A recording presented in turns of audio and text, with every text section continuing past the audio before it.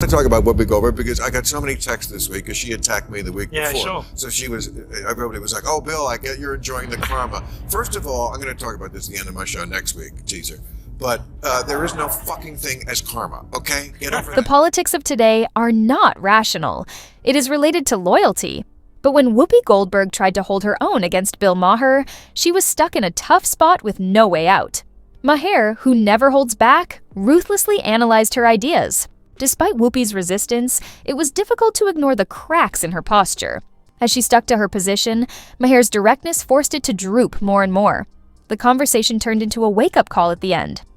And Whoopi, let's just say she won't forget this one easily. And that part of our sorry racial history in this country is that the point of view from a black person is often going to be very different and sometimes shocking. Bill Maher's reputation has always been built on calling out hypocrisy on all sides, but his most recent spat with Whoopi Goldberg was unheard of. While Whoopi stuck to the View's traditional talking lines, Maher went into the differences in real time. Whoopi was taken aback by Maher's emphasis on how disjointed elite liberal narratives had become from the worries of average Americans and struggled to justify her stance. Whoopi was unprepared for what was a reality check, not just an argument. Before we start the drama, don't forget to hit the like button and subscribe to the channel. We really appreciate your help. I watch your show all the time, so I know that you're a comic, but you basically go after Trump and Biden. Both of them. And a lot of people are not happy with you about that. I'm not equally. Well, not equally, because you know that Trump is doing more dangerous. Of course. I mean, I don't think anybody was more out front on that danger than I was. Whoopi Goldberg, a staunch advocate of liberal principles, often dismisses criticism as right-wing misinformation. But Bill Maher, he's not a traditionalist. He is a classic liberal who doesn't follow the rules. This fundamental contradiction sparked a conversation that was everything but predictable. And when the conversation heated up, just one of them was left floundering. I was talking about how he was never going to give up power long ago when everybody was laughing at me and said, "You smoke too much pot." And I said, "I smoke just the right amount of pot." Because plainly, I was using the term slow-moving coup before he was elected the first time. That's right. I said, this guy is never going to concede power. It's impossible to imagine him going, "Oh, I lost." It is impossible to imagine him admitting, "Oh, I lost." The disagreement started when Whoopi brushed aside concerns about the economy, crime, and working-class struggles. But Maher would have none of it. He retorted that inflation and safety are not just political talking points. For real people, these are problems they face every day. Whoopi evaded his argument by using slippery digressions and clinging to old anecdotes that were hopelessly out of date rather than directly addressing it. Maher came with news. Whoopi showed up with explanations. And the fans could see the difference. I'm nervous about saying anything against Biden because I feel, not that I have so much power, and you have some more than I do, obviously, but I don't know about that. Are you afraid that you might, influence the people who are on the fence? I think you lose all credibility. Always willing to take on a challenge, Maher concentrated on a harsh reality. Progressive elites like supporting marginalized groups without really paying attention to what they have to say. He gave the facts. Polls show that Black and Hispanic voters are more focused on jobs and safety than on the cultural war that white liberals are waging on Twitter. But Whoopi, she avoided the truth and kept using the same old phrasing, which just made Maher's point stronger. I mean, my bond with my audience has always been I don't pull a punch. Yeah. My bond with my audience is you're not going to like everything I say, but I'm saying what I really think is true. Right. That's. Right. Yeah. Okay. And look. Biden just presents as old. It's not really fair. No. Because he's almost the same age. Trump is almost the same age as him. Why not? The discussion took a sharp turn when Maher criticized political hypocrisy. He brought up Hunter Biden's problems, exposing how Democrats support accountability until they are personally affected by it. Whoopi, obviously uneasy, tried to brush it off as hyperbole. But it was not going to sit well with Maher. He pressed harder, refusing to let her avoid the truth.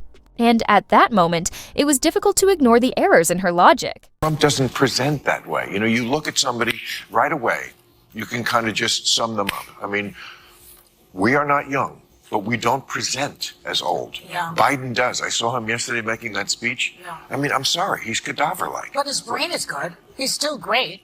Well, here's what I said. Like, when I came back after the strike in September, I said he should. Maher didn't hold back when he reminded everyone that Biden himself had said that no one is above the law, just before he pardoned his own son. The double standard was undeniable. He was quite clear in his reasoning. If rules are only applied when it's convenient, they aren't really rules at all. When Whoopi tried to defend the contradiction, she was overwhelmed by Maher's logic. The dispute was over. She just didn't know yet. I mean, a conservative once said to me, what you guys in the liberal side of it don't get about Donald Trump is we don't like him either. Yeah. It's just that in this country, it's binary. I mean, gender may not be binary, but politics is. You only get two choices. And the stuff that they are afraid of, they see Donald Trump as a bulwark. Maher chastised the mainstream media as tensions rose for their blatant bias and for ignoring the Hunter Biden story to maintain their narrative. He accused them of putting propaganda ahead of the truth, arguing that the evidence was undeniable. But Whoopi, instead of addressing the facts, she brushed it off as a right-wing conspiracy, which was a tired stance that didn't disprove Maher's claim. Now that the truth was out, she had nowhere to hide. They buried the Hunter Biden story before the election because they were like, we can't risk having the election thrown to Trump. We'll tell them after the election. Maher carried cold, hard receipts. It has even been recognized by left-leaning journalists. The Hunter Biden controversy was concealed on purpose. This was not about the truth. Fairness has nothing to do with it. It is related to control. He gave a thorough explanation of how the so-called champions of democracy manipulate the truth to fit their agenda. But Whoopi had nothing at all. There was just a desperate attempt to shift the topic. There was no counter-argument or reply. But it was too late now. Maher had already disclosed the game to the audience, and they saw right through it. Obama had her over to the White House, like in 2013, to hint, hey, spend more time with the grandkids. That would not be a good idea, Ruth. And she didn't take the hint, and she was not in good health, and she stayed too long, and she ruined her legacy and got the Supreme Court now to be a pretty right-wing organization. Said Biden shouldn't do that. But, ego, He's Dracula. He has crossed oceans of time to be here, and he's not going to give it up now. The progressive movement, according to Maher, views everyone who challenges their beliefs as an adversary. He revealed it. The elite-driven narratives are not being embraced by working-class Americans, despite the media's intense promotion of them. But she furthered up her criticism of Whoopi, calling legitimate worries right-wing nonsense. Then Maher dropped the hammer. Black and Hispanic voters are more patriotic, pro-law enforcement, and suspicious of illegal immigration than white liberals, according to surveys. However, Democrats continue to pander to activists rather than the people they claim to represent. The truth was known, but Whoopi would not accept it. And that stuff is a lot closer to the home. It's like my kid is coming home from school, and they're not allowed to tell me if they're transitioning.